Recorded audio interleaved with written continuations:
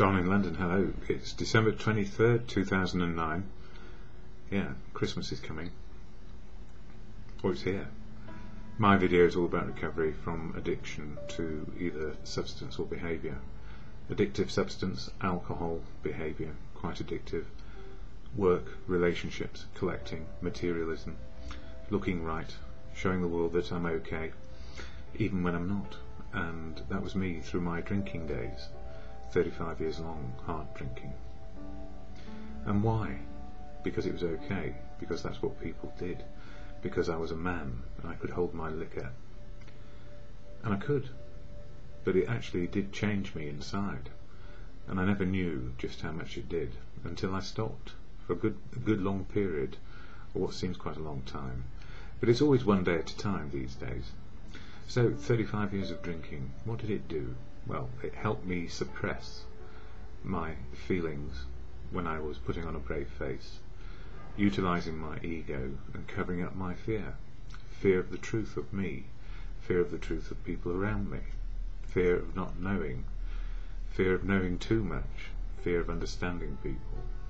And often those who have dire problems or have overcome in the outside world many things have a struggle inside to make sense of what's gone on.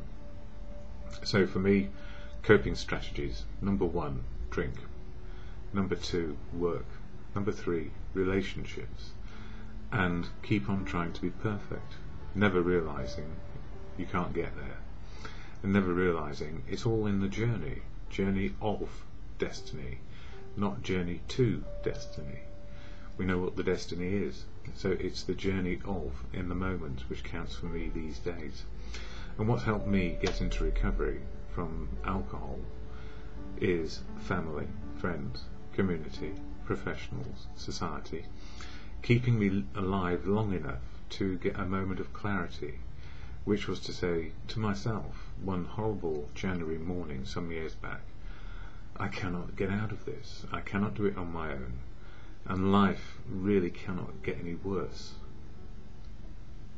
Well, it did in some respects, because when the journey starts into recovery, it's very, very difficult.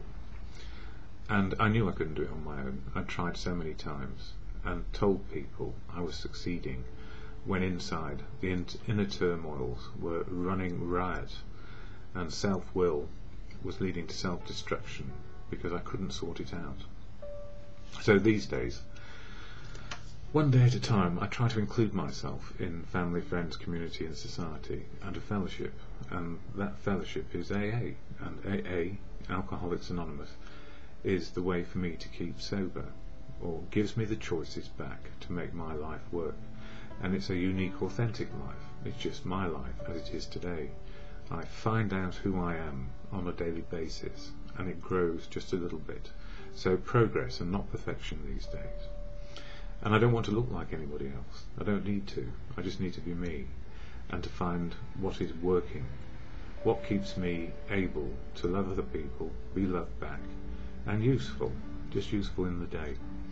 So fellowship, AA, has provided me with a toolkit, and that is the fellowship meetings, the literature, and above all the people who are in recovery and aspiring to recovery, because it doesn't matter if somebody is still drinking, they can help me if I can help them, or just even attempt to help them.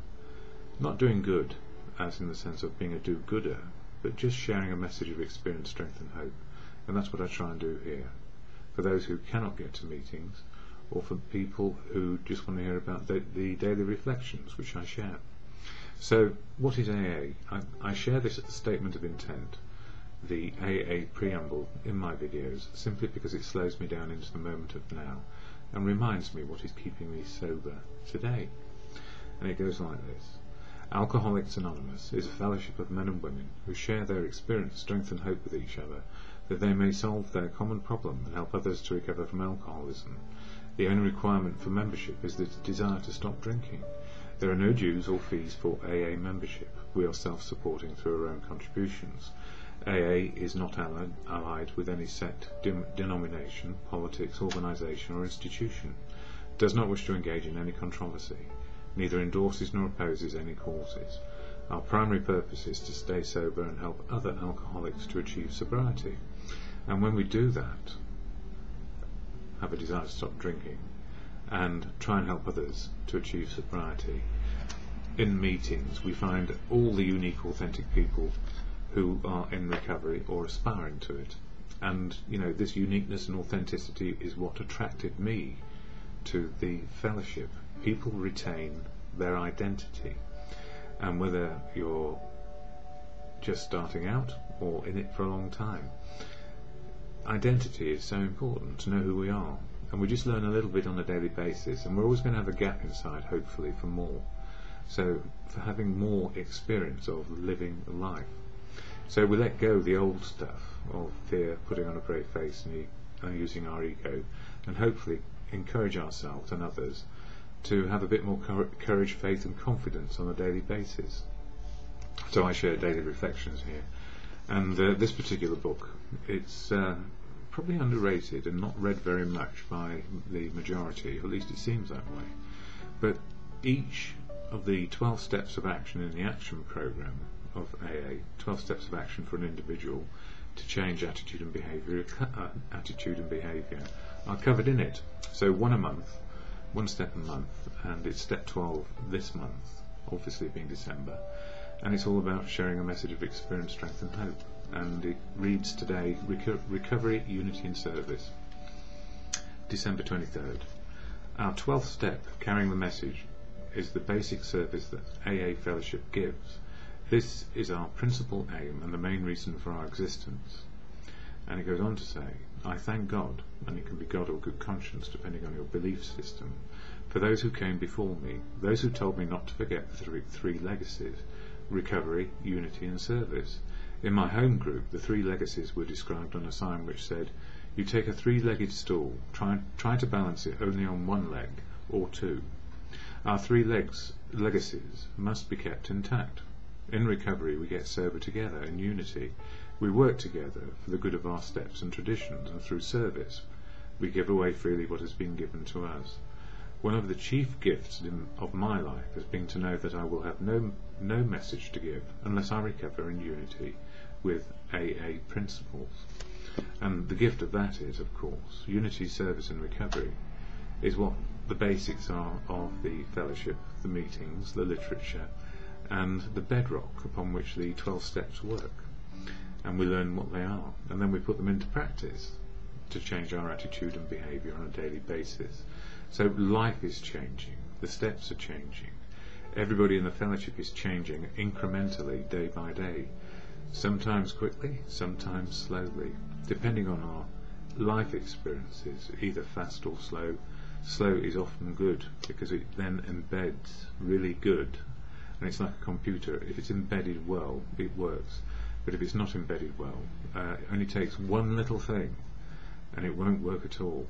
And that's one of the things I've learned in recovery.